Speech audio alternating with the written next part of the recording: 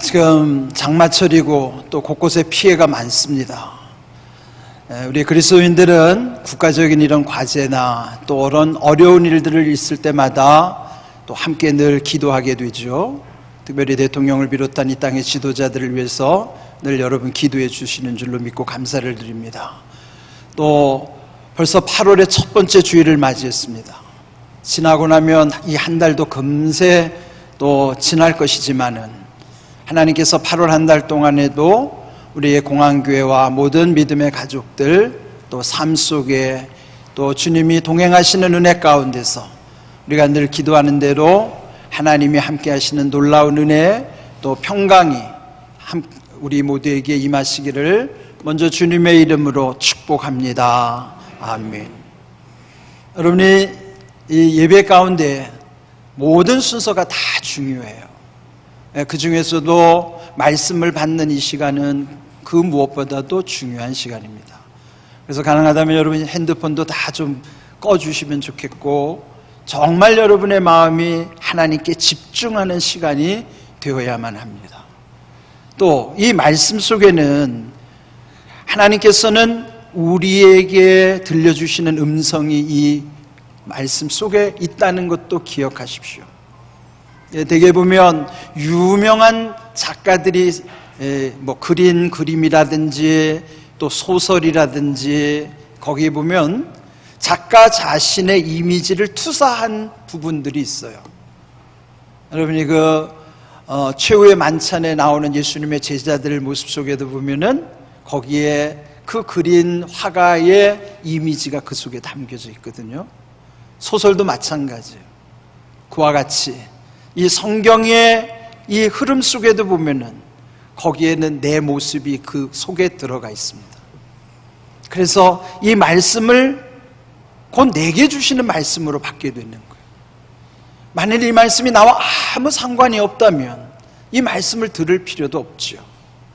말씀이 소중한 까닭은 그 속에 나를 향하신 주님의 음성이 있고 또 그 말씀 속에 내 모습이 담겨져 있기 때문에 이 말씀을 깊이 집중해야만 하는 것입니다. 오늘 본문에 보면은 야곱이라는 인물은 성경의 여러 인물 중에서도 친근감이 들어가는 거예요. 이게 되게 나보다 너무 월등해서 닮기가 어려운 인물이라면 그냥 아예 포기할 수도 있어요. 그런데 야곱의 삶을 보면 그 삶이 나하고 너무 비슷하고 닮은 곳이 많기 때문에 야곱의 인생은 곧 나의 인생이기도 한 것입니다. 그래서 이제 오늘 이 본문의 야곱은 이미 우리가 2주 전에 말씀 나눴던 창세기 28장 거기에 주제는 여러분 잘 아시는 것처럼 야곱이 오늘 이 본문 32장과 그 앞에 28장을 시간의 거리로 보면 20년의 격차가 있어요.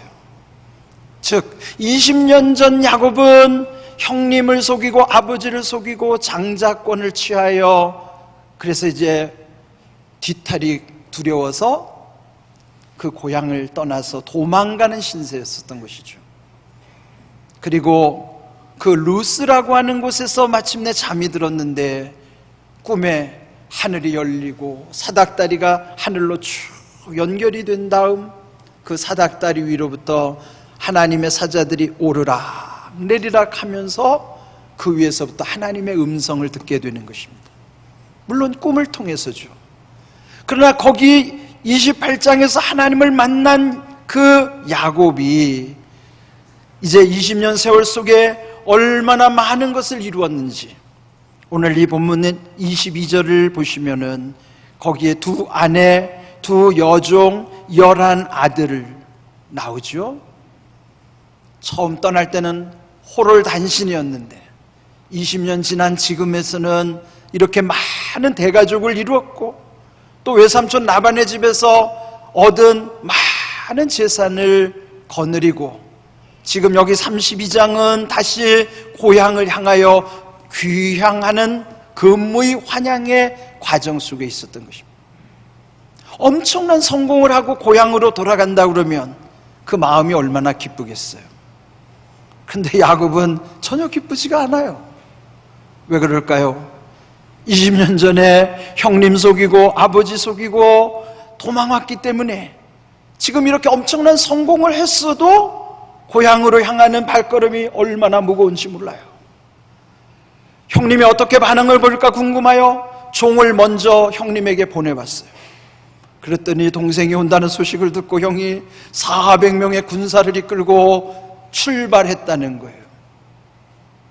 아니, 동생이 고향으로 오는데 웬 400명의 군사를 거느리고 올까요? 야곱이 두려웠습니다. 이건 분명히 형님이 나를 죽이려고 하는 거예요. 그래서 짜낸 것이 그동안에 모았던 그 많은 재산들을 두 패로 나뉘는 거예요. 그 모든 짐승들을 다 두 떼로 나누는 것을 왜 그럴까요? 혹시 형님이 공격해서 이쪽이 무너지면 반이라도 건지고 싶은 마음에서 이렇게 두 패로 나뉘어서 지금 가고 있는 중. 그래도 또 마음이 쓰여서 그래도 형님에게 드릴 선물을 또 앞에다가 몇 단계 걸쳐가지고 형님 환심을 살려고 또 선물을 준비했어요. 그리고 그 다음에 또 자기 사랑하는 가족들이 뒤에서 가게 했어요. 오늘 22절에 보면 그들이 야복나루를 건넌 다음에 24절에 보면 야곱은 결국 홀로 남았다 그랬습니다. 여러분, 이 표현에 집중하십시오. 야곱이 홀로 남았다는 것은 인생은 결국 마지막에 홀로 가는 인생이라는 것을 말씀해 주는 거예요. 여기 우리가 지금 다 함께 예배드리고 사랑하는 사람들 또 가족들이 있음에도 불구하고 우리는 앞서거니 뒤서거니 하다가 결국은 혼자 남겨진 존재일 수밖에 없는 것입니다. 그래서 결국 이 야곱이 그날 밤에 홀로 하나님 앞에서 몸부림치는 광경이 나와요. 24절 어떤 사람이 날이 새도록 야곱과 씨름을 했다고 그랬어요. 근데 여기 어떤 사람은 그 내용을 보면 사람의 모양으로 나타나신 하나님이신 거예요. 그리고 마침내 야곱과 씨름하는 광경이 나오는 것입니다. 저는 오늘 묵상하다가요, 씨름이라는 이 단어가 우리 인생의 문제를 대표하는 표현이라는 것을 알게 됐어요. 그렇습니다. 여러분, 이 야곱은 평생을 씨름을 하면서 살아왔어요. 20년 전에 형 속이고 아버지 속였던 것처럼 형과 씨름하고 아버지와 씨름하고 외삼촌 집에서 라반 외삼촌과 씨름하고 자기가 씨름을 하면서 이렇게 많은 것을 부를 축적해 왔던 것입니다. 씨름이라고 하는 건 우리 민속 경기니까 좀 친숙하게 느껴지겠죠. 그런데 씨름의 비유적 의미를 보니까요, 어떤 일이나 문제를 해결하기 위해서 거기에 달라붙어 행하는 노력이나 행동, 사람과만 씨름하는 게 아니에요. 어떤 일이나 어떤 문제를 풀기 위해서 몸부림치는 자체를 씨름이라고 하는 것입니다. 우리도 평생 무언가 씨름을 하면서 여기까지 온 거예요. 결국 씨름은 우리의 문제를 상징적으로 표현하는 단어예요. 근데 또 하나, 씨름의 시옷자를 하나를 빼면요, 씨름이 되잖아요. 씨름이 무슨 뜻인가? 마음속에 걸려서 풀리지 않는 근심 걱정을 일컬어서 씨름이라고 그래요. 그래서 가끔 보면 씨름에 잠긴다, 또 씨름에 깊이 빠져 들어간다 그러잖아요. 씨름이 너무 깊어지면은 그것이 우울증이 되기도 하고 정신병이 되기도 하고 그러는 것입니다. 그래서 결국 씨름이든지 씨름이든지 이 두 가지는 우리 인생의 문제를 나타내는 것이에요. 씨름이 내 밖에 있는 모든 것과 다퉈야 하는 것이라면 씨름이라는 것은 내 속에서 내가 다퉈야 하는 문제, 안팎으로 이런 문제들 씨름해야 하고 씨름에 잠겨야만은 이런 문제로 인하여 고통당할 때가 너무너무 많은 것입니다. 야곱이 지금 그런 상황에 처해 있는 것입니다. 그러다가 결국 이 씨름하는 가운데 그는요, 결국 그의 환도뼈가 위골되는, 이 오늘 본문에 보면은 허벅지 관절을 쳤다 하는 거예요. 이 엉덩이 뼈가 부러진 것이죠. 하나님이 이 야곱의 엉덩이 뼈, 그 고관절을 부러뜨리신 것은 그 뼈가 굉장히 강고하고 튼튼한 것인데, 하나님이 야곱의 그 마지막 그 부서져야 할 부분을 상징적으로 깨뜨리신 거예요. 그래서 결국은 그 이기고 난 다음에도, 그러나 결국 야곱은 자기가 불구가 되는 몸이었었습니다만, 그럼에도 하나님은 야곱에게 네가 나를 이겼다, 그렇게 표현하는 것입니다. 사람이 어떻게 하나님과 겨루 이길 수가 있겠어요? 그럼에도 불구하고 하나님은 야곱과 씨름하는 과정에 야곱에게 져 주시는 것입니다. 그리고 나서 오늘 읽은 30절을 보시면요, 야곱이 그곳에 이름을 바꾸는 사건이 있어요. 거기에서 하나님과 겨루었던 그 씨름했던 곳의 원래 이름은 얍복이라고 하는 거예요. 얍복나루. 얍복은 뭐냐면 씨름한다는 거예요. 다툰다는 뜻이에요. 그런데 그곳의 이름을 브니엘로 바꾸었습니다. 엘은 하나님이란 뜻이죠. 브니엘은 하나님의 얼굴이라는 뜻이에요. 즉 하나님의 얼굴을 마주하면서 그는 이렇게 고백하는 거예요. 내가 하나님과 대면하여 보았으나 내 생명이 보존되었다 함이더라. 원래 하나님의 얼굴을 보면 부정한 인생은 죽을 수밖에 없어요. 그러나 하나님의 얼굴을 대면했음에도 불구하고 하나님이 나를 죽이지 아니하시고 나를 내 생명을 보존해 주셨다는 것, 하나님의 은혜임을 고백하면서 그곳 이름을 브니엘로 바꾸게 된 것입니다. 20년 전에, 즉 창세기 28장에서 보면은 그곳의 지명도 바뀌어졌잖아요.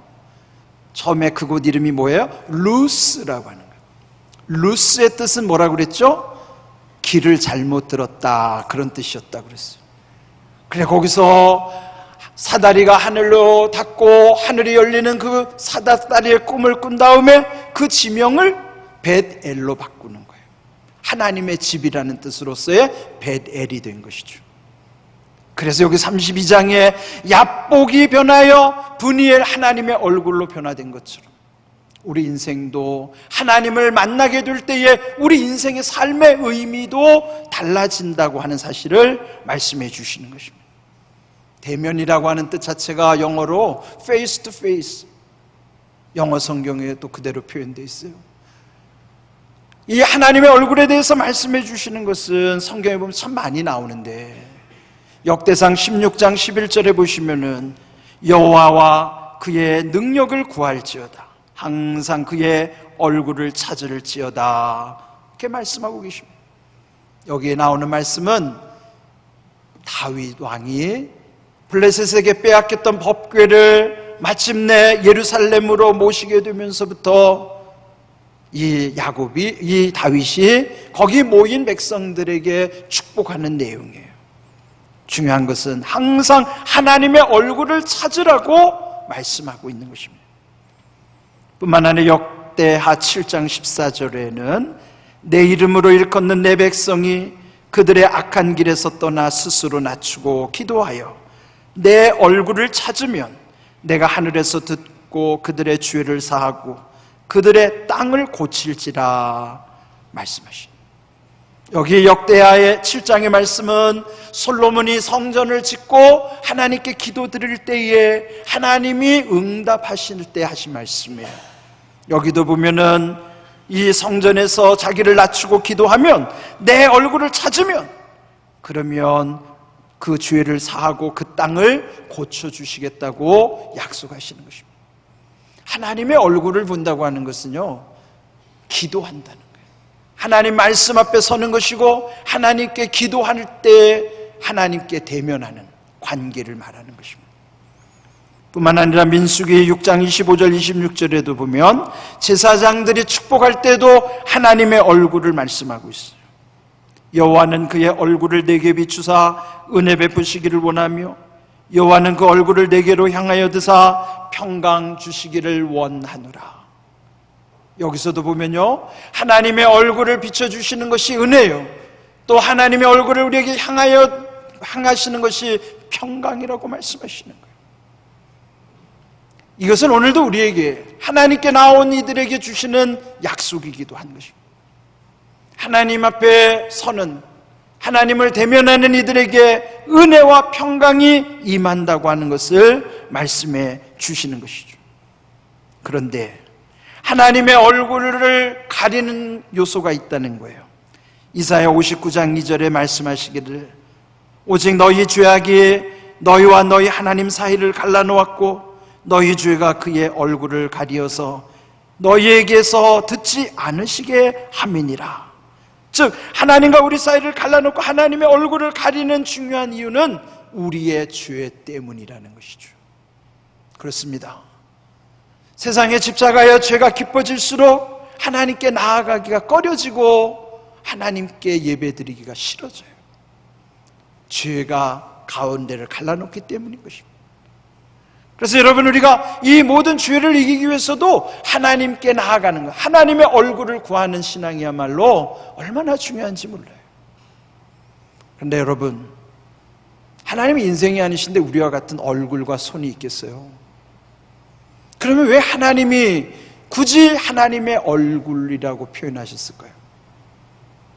우리 수준에서 이해하기 쉽게 우리도 서로 얼굴을 마주보고 대화하면 얼마나 좋아요. 이번 코로나 때문에 비대면 원격 사회라는 것이 너무 마음 아픈 거예요.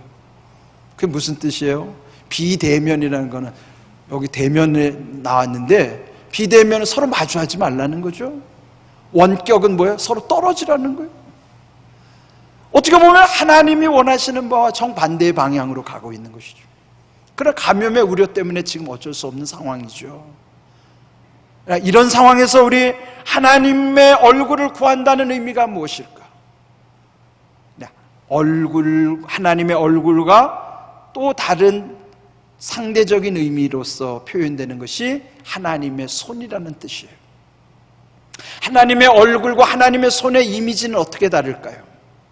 그것은 하나님의 얼굴은 하나님 본체, 하나님 자신을 상징하는 것이지만 하나님의 손이라고 하는 것은 하나님이 응답 주시고 하나님이 역사하시는 그 한 부분을 일컫는 것이에요. 이 비유의 말씀이 참 공감되는 내용이 있었어요. 수년 전에 어떤 부흥 강사님이 말씀하시는데, 당신 이제 한 주 동안에 부흥회를 인도하고 집회를 마치고 집에 돌아가잖아요. 어린아이일 때 그 집 딸이 늘 아빠가 오면 아빠 손을 본다는 거예요. 왜 그럴까요? 아빠가 올 때면 그 어린 딸이 좋아하는 과자나 장난감이나 또 어린 딸이 좋아하는 선물이 그 아빠 손에 들려져 있었기 때문에. 그래서 아빠가 오시면 늘 먼저 이 어린 딸은 아빠의 손을 보게 되는 것입니다. 그런데 이 딸이 이제 대학생이 되고 나서 아빠가 오면요, 아빠 손을 보는 게 아니라 이젠 아빠의 얼굴을 보는 거예요. 그리고 반갑게 와서 아빠를 맞이해 주는 거예요. 어릴 적에는 아빠의 손만 바라보던 딸이 철이 들고 나니까 이제는 아빠 손을 보는 것이 아니라 아빠의 얼굴을 보면서 기뻐하면서 아빠랑 마주하는 것처럼, 하나님과 우리와의 관계도 그래요. 우리가 하나님 앞에 나와서 무엇을 달라고만 하는 기도는 이거 주세요 저거 주세요 하는 그런 기도는 하나님의 손만 바라보는 거예요.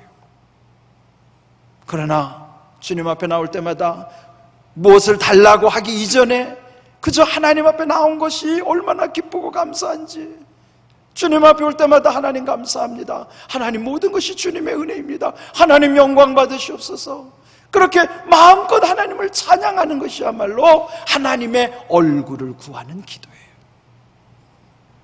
아무리 오랜 신앙생활을 했어도 맨날 달라고만 하는 기도를 하는 그것은 하나님의 손만 보는 신앙생활이에요.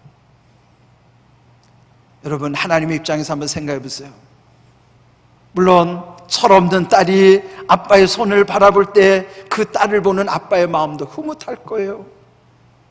그러나 장성한 어른이 되어서도 여전히 아빠만 보면, 아빠 손만 보고 있다면 그거는 아빠의 마음이 서운할 거예요. 하나님이 우리에게 원하시는 바는 그런 것입니다. 하나님의 얼굴을 구하는 사람에게 하나님은 필요할 때마다 늘 손을 열어주실 거예요. 오늘 우리에게 중요한 것은 하나님의 손만 바라는 것이 아니라 하나님의 얼굴을 구하는 기도, 하나님이 그걸 기뻐하신다는 사실을 여러분 기억하시기를 바랍니다. 그래서 결국 이 말씀 속에서 가장 중요한 것은 그의 변화된 모습이에요. 야곱은 지난 세월 20년 동안 하나님의 손만 바라보고 살았다면 이제 이 야복강에서 씨름하는 가운데 그 씨름은 하나님의 얼굴을 바라보는, 하나님의 대면하는 관계, 브니엘의 은혜를 통해서, 하나님의 얼굴 브니엘의 은혜를 통해서 이제 더 이상 하나님의 손을 구하는 것이 아니라 하나님의 얼굴을 바라보면서 하나님과의 깊은 영적인 만남을 갖게 되는 것입니다. 그리고 마침내 하나님은 그의 이름을 바꾸어 주십니다. 그에게 이름을 묻지요. 네 이름이 무엇이냐? 그럴 때 그의 이름 야곱은 이미 예전에 태어날 때 지어진 이름, 자기 형 에서의 발 뒤꿈치를 잡고 태어났기 때문에 야곱의 뜻은 발 뒤꿈치를 움켜쥔 자, 속이는 자, 심하게 말하면 약탈자, 사기꾼이라는 의미로, 부정적인 의미였어요. 그 이름처럼 야곱은 평생을 그렇게 살았습니다. 그런데 이제 하나님과 만나서 씨름하는 과정에 하나님을 대면하면서부터 하나님은 그의 이름을 바꿔주시는 거예요. 그 이름을 일컬어서 이스라엘, 그 변화된 이름이 오늘날 이스라엘 나라의 이름이 되는 거예요. 야곱이라고 하는 그 옛 이름을 버리게 하시고 새로운 이름 이스라엘을 통해서 그 민족의 이름, 그 나라의 이름이 되게 하십니다. 그 뜻은 하나님과 겨루어 이긴 자. 그러나 야곱 스스로가 내가 하나님과 겨루어 이겼다고 말한 것이 아니라 하나님께서 야곱에게 너는 나라와 겨루어 이겼다고 말씀해 주십니다. 더 솔직한 표현으로 말하면 하나님께서 져 주신 것이죠. 그렇다면 오늘 이 삶 속에 오늘 우리에게도 씨름하는 문제, 씨름 속에 잠겨져 있는 문제, 이거 우리가 해결할 수가 없습니다. 계속 강조하는 말씀이지만 문제는 나에게 있고 답은 하나님께 있기 때문입니다. 문제는 우리에게 있고 답은 하나님께 있기 때문에 전능하신 하나님을 의지할 때, 그리고 전능하신 하나님의 얼굴을 구할 때 그 분별의 은혜를 통해서 다퉈야 하는 씨름이든지 내 안에서 다퉈야 하는 씨름하는 문제든지 간에 마침내 분별의 은혜 가운데서 모든 것이 풀려지게 하심을 우리에게 보여주시는 것입니다. 바울도 그랬잖아요. 바울의 예수님을 만나기 이전의 인생은 야곱과 별반 다르지 않았었죠. 그러나 그도 예수님을 진정으로 만난 이후, 그리고 고린도후서 4장 7절에 이렇게 고백하고 있습니다. 우리가 이 보배를 질그릇에 가졌으니 이는 심히 큰 능력은 하나님께 있고 우리에게 있지 아니함을 알게 하려 함이라. 질그릇이 뭐예요? 흙으로 만든 그릇이니 물에도 쉽게 풀어지고 조그만 충격에도 깨지기 쉬운 아주 연약함이 질그릇이에요. 그러니까 우리 인생을 상징적으로 표현하는 말씀이죠. 질그릇은 나요, 이 보배는 내 안에 계시는 예수 그리스도를 말씀하시는 거예요. 우리는 질그릇같이 연약한 존재이지만 내 안에 보배이신 예수님이 함께 하시면 그로 인하여 심히 큰 능력이 하나님께 있다는 사실을 깨닫게 되는 것입니다. 우리의 연약함을 탓하기 전에 내 속에 보배이신 예수님이 함께 하시면 하나님의 심히 큰 능력이 나와 함께 하신다는 사실도 여러분 마음에 믿으시기를 바랍니다. 그래서 결국 시편 40편 6절에 여호와여 주의 얼굴을 들어 우리에게 비추소서. 오늘 우리도 구해야 됩니다. 하나님께서 우리에게 주님의 얼굴을 비추어 주시도록, 그리고 우리도 주님의 얼굴을 구하면서 기도해야만 하는 것입니다. 예레미야 29장 13절 말씀처럼 너희가 온 마음으로 나를 구하면 나를 찾을 것이요 나를 만나리라. 온 마음이란 뜻이 어떤 의미겠어요? 온 마음은 분리되지 않은. 그런데 우리의 마음은요, 너무나 오락가락하는 거예요. 갈팡질팡, 엎치락뒤치락, 우왕좌왕. 우리의 마음이 정함이 없기 때문에 이렇게 마음이 분리되는 상황은 온전함이 아닌 것이죠. 그래서 여전히 우리는 한 발은 세상에 딛고 있고 한 발은 교회 안에 걸치고, 그러니까 이게 세상을 향하는 한 발과 하나님께로 걸쳐놓은 한 발이 결국 가랑이가 찢어지는 현상이 나타나는 거예요.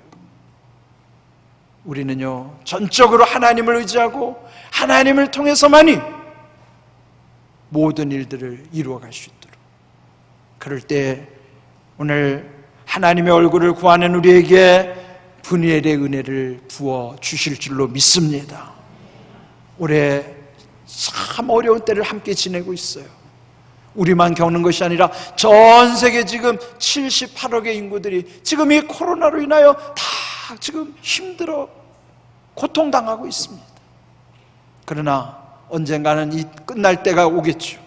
지금의 이 시기가 우리는 하나님을 대면해야 하는 시기예요. 분이엘의 은혜를 구해야만 하는 시기입니다. 우리 안에 씨름에 잠긴 것이다, 우리가 다퉈야 되는, 씨름해야 될 많은 문제들이 있다 할지라도 결국 이것은 주님을 만나는 분이엘의 은혜 가운데만이 이루어질 수 있음을 기억하시고, 오늘 주시는 말씀을 통해 하나님께서 함께 하시는 놀라운 은혜를 체험하는 삶, 그래서 말씀대로 이루어지는 은혜와 복을 체험하고 간증함으로 우리 모두가 또 다른 하나님이 세우시는 말씀의 축복자들이 다 될 수 있기를 주님의 이름으로 축복합니다. 아멘.